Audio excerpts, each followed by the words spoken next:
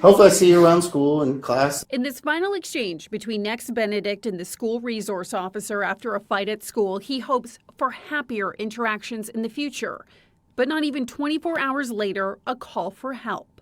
She's breathing in, but doing like shallow breaths and then out.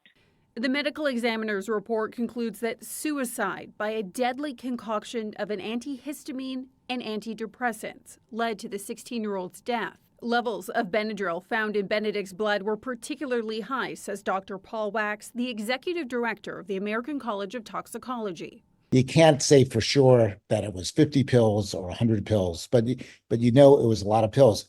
These 11 pages give a glimpse into what the teen was facing, including bipolar disorder, depression, and anxiety. Benedict's family says the teen was the target of bullies. They grabbed onto my hair. I grabbed onto them. I threw one of them into a paper towel dispenser, and then they got my legs out from under me and got me on the ground, started beating the shit out of me. The incident has been classified as mutual combat by Tulsa County DA Steve Kunzweiler, and no charges will be filed. The report noted no lethal trauma, but they did have multiple injuries to their head, neck, and torso, which lawyers for the Benedict family say shows the severity of the assault. In terms of injuries, is there anything significant that stands out to you?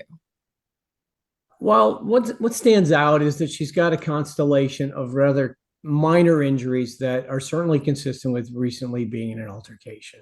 Tragic all the way around, but clearly a performed autopsy, and I would agree with the finding. The report also notes injuries to the chest consistent with being caused by CPR. Some of the concern, obviously, right off the bat was that this individual hit their head, that there might have been brain bleeding. Is there any evidence of brain bleeding in this report? No, but the medical examiner, mind you, they don't know the end of the story when they start. They have to start with a very open mind. So I could tell, looking very deeply for any evidence of any significant trauma, both on the outside and the inside. But there was no evidence of any blood around the brain at all. 4 weeks! Justice!